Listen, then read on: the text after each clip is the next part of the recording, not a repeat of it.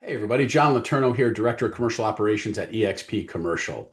Let's talk about Q3 industrial properties. What an interesting time to be in industrial. Now, 20 years ago, I broke my teeth on industrial in the suburbs of Chicago, so I have to say industrial is always near and dear to my heart.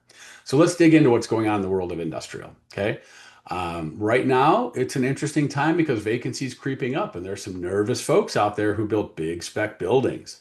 We're at 7.5% nationwide, which is the highest in over a decade. And again, there's a lot of bump into industrial. Everyone was excited about industrial, especially during COVID, when everyone was swiping, decorating their houses, living their best lives, TikTok, making sourdough, and everything came through industrial, right? Big spaces were built, some on spec, some with tenants in hand. Well, those 3, 5, 7, 10-year deals are now coming to like, oh boy, they're going to end soon. And there's going to be a lot of space pullback is what's happened. It's already happening, has been happening for a year and a half, so we've been talking about, but you're definitely going to see more space pullback in the next year to 2 years. Absolutely. Okay. And there's only so many churches and bouncy house places you can put into empty industrial, right? Net absorption 60 million over the last 12. That's a great number. You're like, wow, office would kill for that, but that's significantly down. And there's even negative year to date absorption in some of the major metros. Delivery 288 million in the last year. Supply continues to outpace demand. Now that's an interesting one, right? And under construction sits at another 295 million. This comes down to sort of 100 people all got the same bright idea in the same town, said, we're going to build a big industrial building. And the municipality's like, sure, go for it. And they built a whole bunch of them. Well, now those are, because it takes a long time from entitlement and land acquisition to soft improvements, hard improvements, all the way through to completion. Now, a lot of those are all coming to the finish line at the same time, just as demand is starting to pull way back. So there's going to be some interesting, challenging times there for industrial, I think, ahead of time. Rent growth is down nationwide, only 1.8% year over year. And if you remember, 2 years, 3 years after COVID, tenants were actually going, hey, I want to extend my lease. I'll pay more. I don't want to lose my space. How competitive it was. And now we're seeing rent growth fall quite a bit. Okay. And it's the lowest rent growth since 2012. So definitely some interesting times. Okay. Cap rates 7.77 nationally for mid box to big box. Logistics at 7.4-ish. So that's kind of an average deal. We're not seeing super low cap rates on that because we can't really bet on the stability of those large tenants. Even in a million or 2 million square feet, they will move if they have to and they get a better opportunity. So where are we seeing opportunity? Dallas, Fort Worth.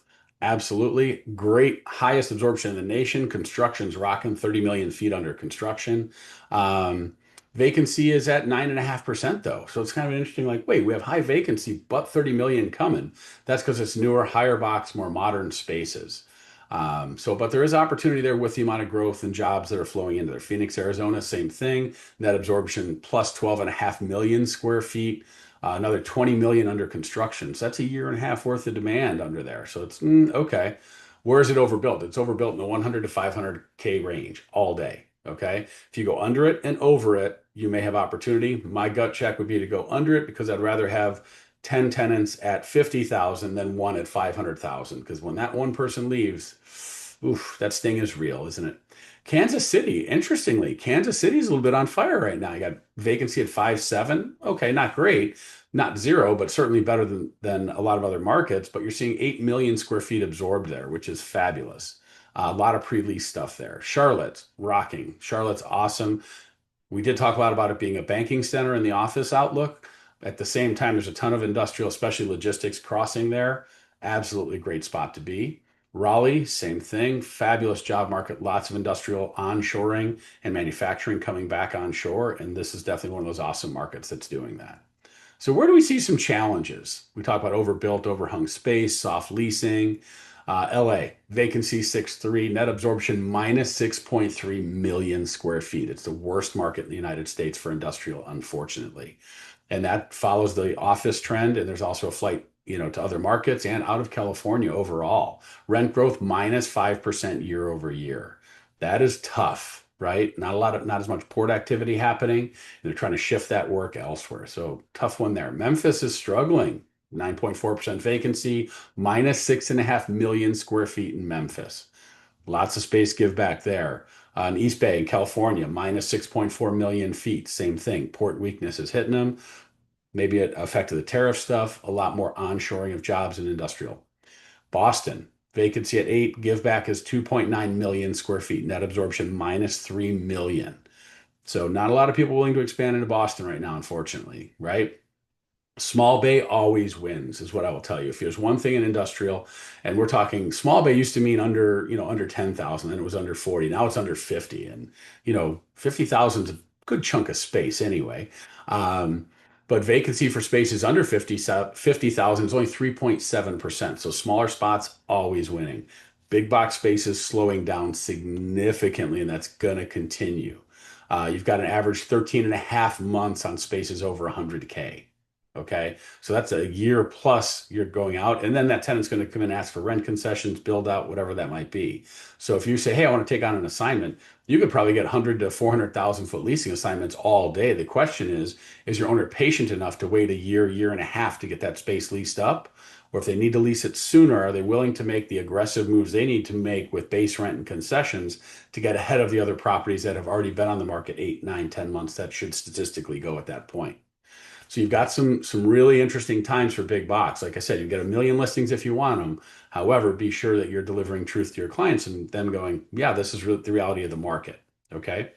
Cap rates decompressing definitely, and spec development peaked out about a quarter or two ago, but it's going to come through 2026 is where the rest of those deliveries happen.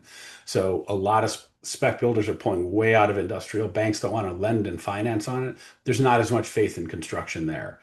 Still, the one magic gem to me is all day are these little, what I call flex or incubator buildings, which is a 10,000 foot building, 10 1,000 foot units with a little drive-in door, a 10 by 10 office, a bathroom, a little sink outside of that. Those are probably the most stable, consistent cash flowing investment opportunities in any market of real estate because they're just there. They serve as local communities. You have your, plumbers, electricians, tile folks, State Farm people who want to wipe their car with a diaper and put it into a really nice garage and say, hey, this is my office, and get a tax write-off potentially, right? No tax advice offered. Those little flex buildings are far and away hen's teeth. They're so rare to find. What I say, it's like finding a needle in a hay field if you can find one. But those are consistently the best performers. They're hard to build next to it because they're already so old and the cost is what it is. You can't build next to them. They have a lovely island by their nature. Those are far and away the best place to be and have been and will continue to be. So if you can find them, get it. And if you have one, keep it. Um, so I hope this gives you some insights into what's happening industrial.